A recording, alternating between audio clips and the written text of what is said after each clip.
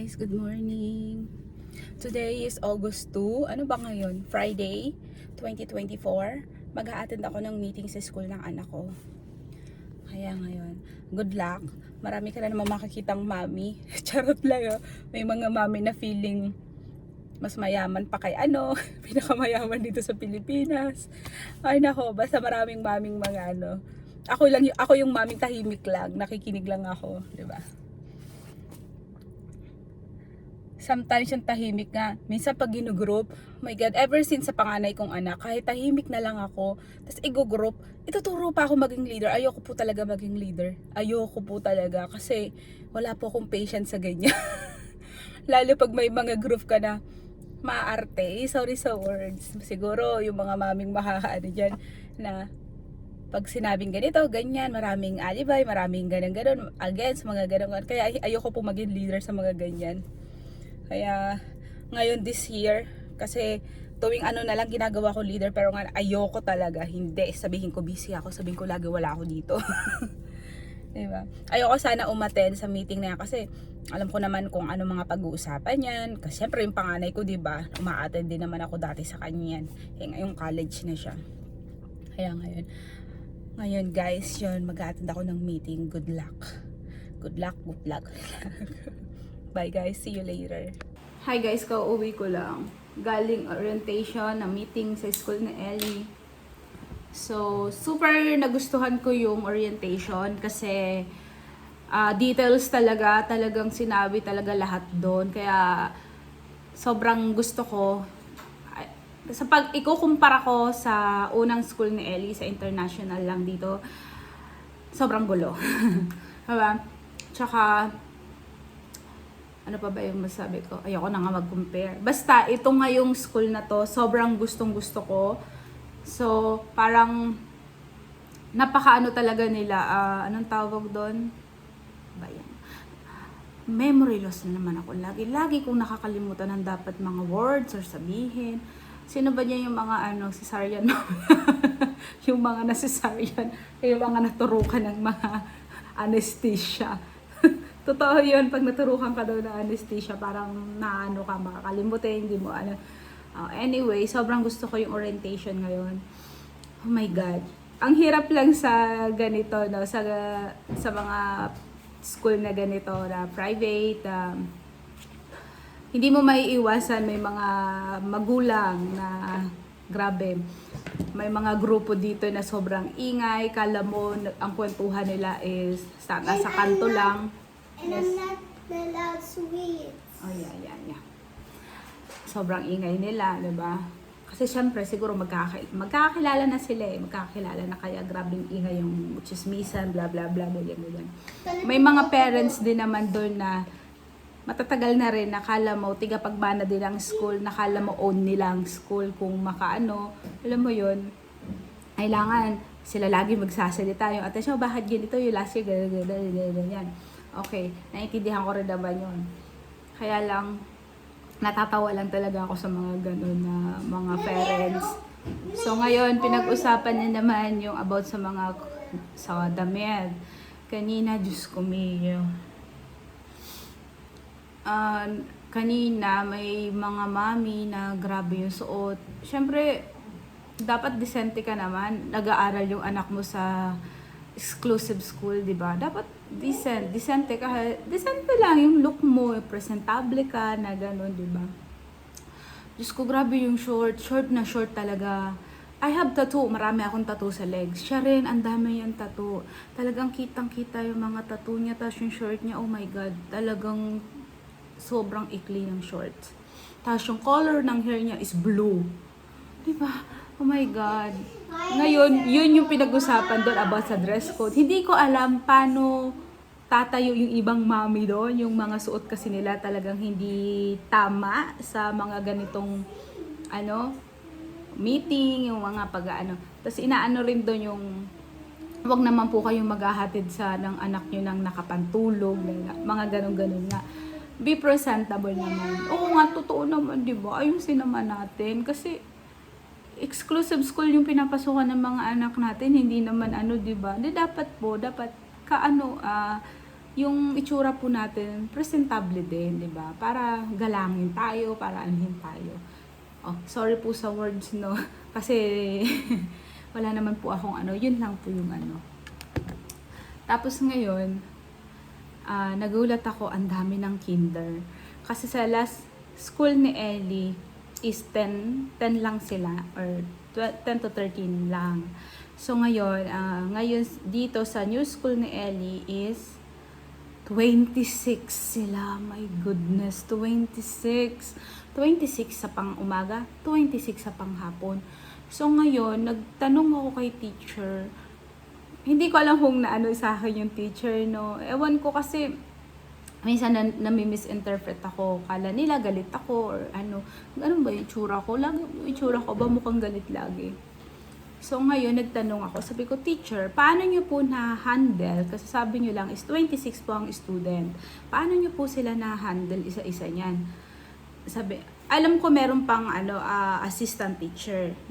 Alam ko naman yun. Pero 26, parang hindi po talaga kakayanin ng kahit may assistant teacher ka ma. Kung 3 siguro kayo, siguro okay pa yon, 'di ba? Or 4 kayo sa 26. Siyempre mga bata yan, maliliit, makukulit, maiingay. Katulad nun, si Ellie kasi pagdating sa study, halimbawa, time na kailangan may sasagutan, na gano'n. May tatanong yan, pag hindi niya yan alam, pag hindi niya naintindihan, itatanong niya yan sa teacher. Ngayon si Ellie, nagtanong yata siya kay teacher, hindi siya napansin kasi sobrang ingay daw at ang dami daw talaga nila. Kaya parang nalungkot si Ellie na gano'n. Kaya yun ang sinabi ko, teacher, yung anak ko po kasi new student lang po kami dito. Yung anak ko new student, may tinanong yata po siya sa inyo, hindi niyo po siya nabigyan ng atensyon, ng sabi ko. Tapos sobrang ingay daw po, hindi niyo daw po siya naririnig kung may isasagot daw siya or may basta yung pag magsasagot, hindi yata si Ellie naririnig. Kasi si Ellie po talaga, pag ganyan, pag nasa classroom, pag alam niya yung sagot, sasagot talaga yan siya. Ganyan po si Ellie. Kaya yun, kaya sabi ni teacher, ano pong name? So sinabi ko, yung name ni Ellie, Diyos ko, sana wag niyo pong pag-anuhan yung anak ko. Ano lang po talaga si Ellie, gusto lang talaga ni Ellie na mag-learn. Yan po. Kasi ganyan si Ellie, basta pagdating ng aral talaga yan si Ellie. Ganyan po talaga siya. Ayun, yung meeting naman is very okay. Sobrang okay siya. At ang gusto ko, walang Facebook, kung saan mo maaano yung mga parents, yung ganyan. Yan ang pinaka gusto ko. Kasi sa last school ni Ellie, nagkakagulo dyan sa messenger na yan. Ngayon, pag may email na lang. Yun talaga doon ako natuwa kasi lagi ako nakakatanggap ng email ko, anong gagawin, ganyan. Yun na po ang pinakagusto ko. Kasi sa messenger talaga, napakaingay, napakagulo. Doon nag-aanuhan. Kaya sabi ko, oh my God, thank God, walang ganyan dito sa new school ni Ellie. Hindi sa messenger nag-uusap-usap. Email talaga, email by email. Reply mo sa email, ganyan. That's very good sa akin din. Tapos yung school is very good naman talaga. Ang problema lang din, syempre pag uwian at hatidan, sobrang daming sasakyan. Nata-traffic na, gano'n. Tapos apakagulo.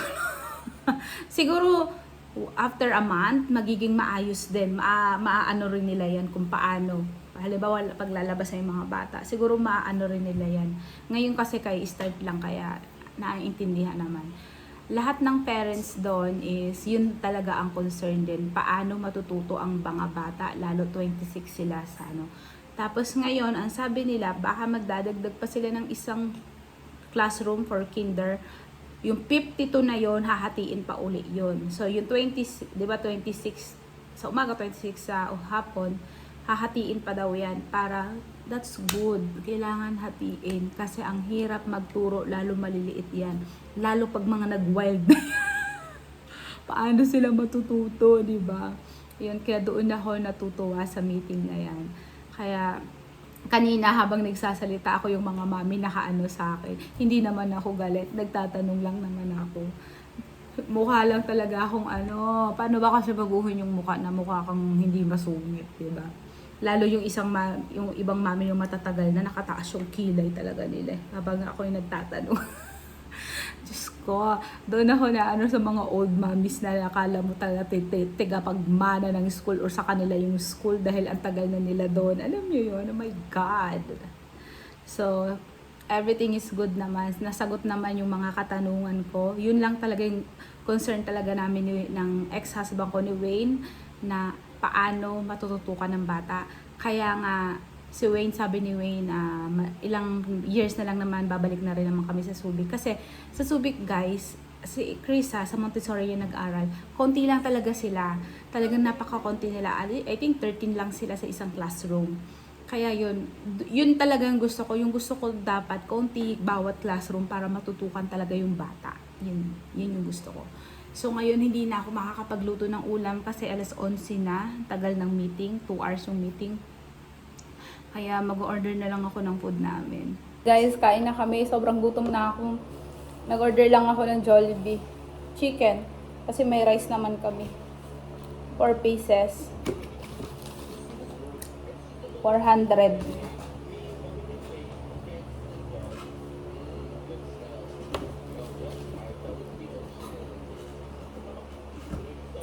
Dito sa Jollibee, 359 pesos. Pero doon sa Grab is 399 ang nakalagay. Tapos, tip, 20 pesos na tip. Sobrang gutom na ako.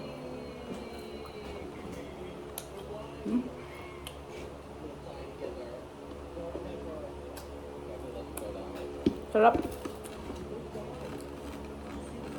Napakasarap.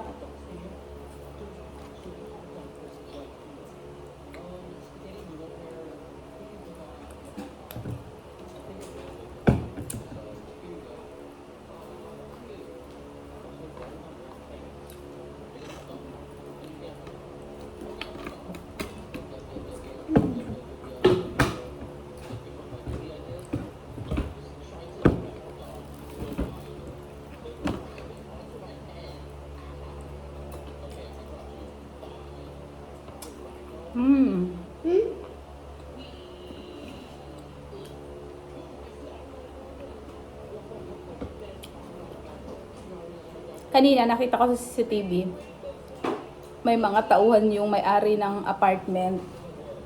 Ang mga tauhan yung may-ari ng apartment, ihahatid sana nila yung mga gagamitin nila para bukas dito. Kasi 'di ba may mga anay nga, may aayusin sila. Kasi Ellie lang nandito kanina, yung ate niya nasa kwarto. Sabi ko, kahit anong mangyari, kahit sino mag-doorbell, wag magbubukas kasi wala ako. Ayun, nag-message ako. Sabi ko, engineer, wala pong tao dyan. Yung bunso ko lang, anak ko nandyan.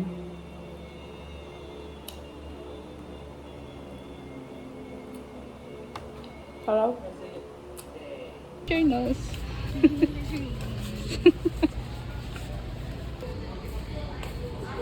What else? Guys, umuulan. Paano tayo bababa nito, Bob? Umuulan. Ay, ang putla ako. Wala akong lipstick. Maputla talaga ako. Walang lipstick eh. Lumabas lang kami para bumili nagkikrave ako ng pork belly at kimchi. So, bumili kami. Tapos, bumili ako ng konting snacks lang. Mamaya i-haul natin kahit konti lang. Okay? Nasa loob na kami ng bahay. Lumakas na yung ulan. Abas na ambunan tuloy ako. Sana huwag ako magkasakit. Grabe yung kapain ko naman. Mag-lip tint nga ako. Sobrang pain.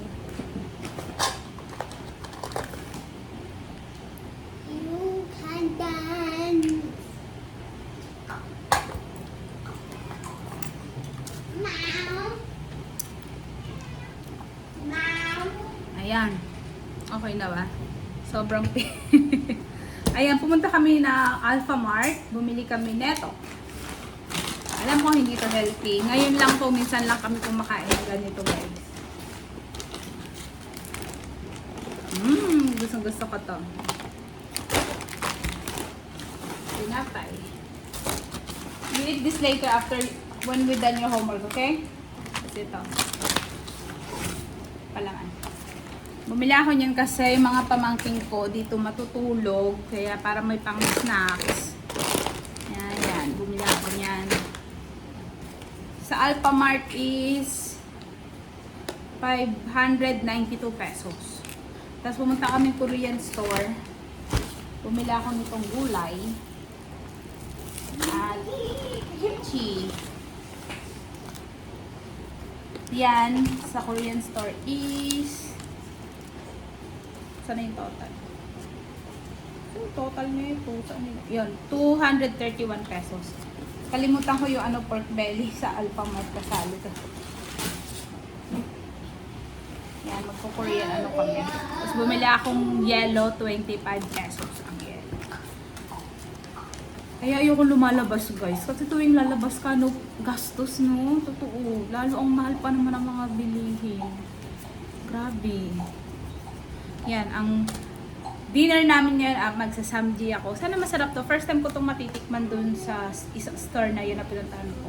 Kasi may Korean store talaga ako na pinupuntahan. Gusto ko yung kimchi doon.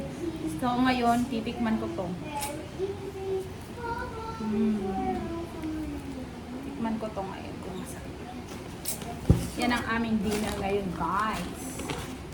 Kimchi kami. Tapos, after neto, gagawa kami ng homework ni Ellie sa Kumon at sa school niya. Okay guys, yun lang ang vlog namin ngayong araw na ito. Babs, say bye. Bye. I'm saying it's spinning. Bye. Thank you for watching our video.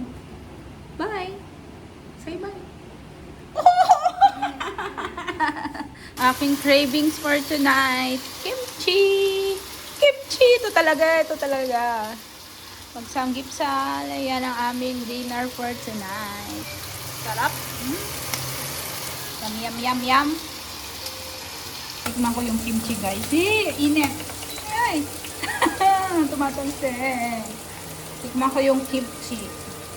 First time ko dun bumili sa store na yun eh. May binibilan talaga ako.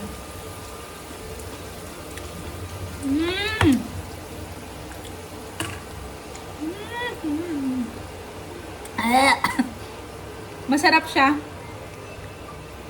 Medyo maasim. Doon kasi sa isa, hindi ganito kaasim. Ito maasim, medyo maasim. Yung isa talaga parang perfect. Yung lagi kong binibilhan. Perfect yung kimchi. Ito. Masinit ako. Sarap. Sabi yung cravings ko ngayon.